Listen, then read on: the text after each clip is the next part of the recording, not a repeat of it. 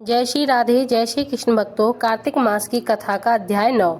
राजा पृथु ने कहा, हे मुनि श्रेष्ठ नारद जी, आपने कार्तिक माह के व्रत में जो तुलसी जी की जड़ में भगवान विष्णु का निवास बताकर उस स्थान की मिट्टी की पूजा करना बतलाया है। अतः मैं श्री तुलसी जी के महत्व को सुनना चाहता हूँ। नारद जी बोले, हे राजन, अब आप तुलसी जी की महत्ता तथा उनके जन्म का प्राचीन इतिहास ध्यान पूर्वक सुनिए।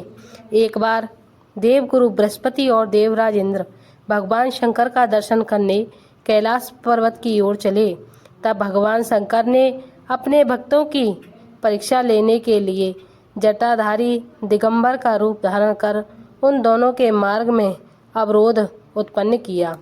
यद्यपि वह तेजस्वी, शांत, लंबी भुजा और चौड़ी छाती वाले गौर वर्ण के अपने विशाल नेत्रों से युक्त तथा सिर पर जटा धारण कर किए हुए वैसे ही बैठे थे, तथापि उन भगवान शंकर को न पहचानकर इंद्र ने उनसे उनका नाम व धाम आदि पूछते हुए कहा कि क्या भगवान शंकर अपने स्थान पर हैं या कहीं गए हुए हैं।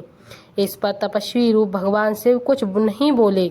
इंद्र को अपने त्रिलोकीनाथ का होने का गर्व था। उसी अहंकार के प्रभाव से वह चुप किस प्रकार रह सकता था। उसने क्रोधित होते हुए उस तपस्वी को धुतक कर कहा, अरे मैंने तुझसे कुछ पूछा है और तू उसका उत्तर भी नहीं दे रहा है। मैं अभी तुझ पर वज्र का प्रहार करता हूँ और देखता हूँ कि तेरी रक्षा कौन करता है। इस प्रकार कहकर जैसे ही इंद्र ने उस जटाधारी दिगंबर को मारने के लिए हाथ में वज्र लिया, वैसे ही भगवान शिव ने वज्र सहित इंद्र का हाथ पकड़ लिया और विकराल नेत्र कर उसे देखा। उस समय ऐसा प्रतीत हो रहा था कि वह दिगंबर प्रज्वलित हो उठा है और वह अपने तेज से सबको जला देगा।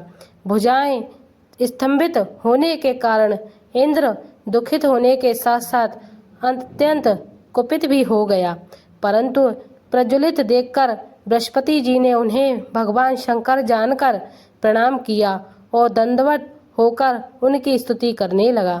बृहस्पति भगवान शंकर से कहने लगे, हे दीनानाथ, हे महादेव, आप अपने क्रोध को शांत कर लीजिए और इंद्र के इस अपराध को क्षमा कीजिए। बृहस्पति के यह वचन सुनकर भगवान शंकर ने गंभीर वाणी में कहा, मैं अपने नेत्रों से निकाले हुए क्रोध को किस प्रकार रोकूं। जब बृहस्पति ने कहा, भगवान आप अपना भक्त वत्सल नाम सार्थक करते हुए अपने भक्तों पर दया कीजिए। आप अपने इस तेज को अत्यंत स्थापित कीजिए और इसका उद्धार कीजिए। तब भगवान शंकर गुरु बृहस्पति से बोले, मैं तुम्हारी स्तुति से अत्यंत प्रसन्न हूँ। तुमने इंद्र को जीवन दान दिलवाया है। मुझे विश्वास है कि मेरे नेत्रों की अग्नि अब इंद्र को पीड़ित नहीं करेगी। बृहस्पति से इस प्रकार कहकर भगवान शिव ने अपने मस्तक से निकाले हुए अग्नि में तेज को अपने हाथों में ले लिया और फिर उसे क्षीर सागर में डाल दिया। तत्पश्चात भगवान शंकर अंतर्ध्यान हो गए। इस प्रकार जिसको जो जानने की क्षमता है तथा कामना है, उसे जानकर इंद्र तथा बृहस्पति अपने अपने स्थान को चले गए। जय श्री राधे।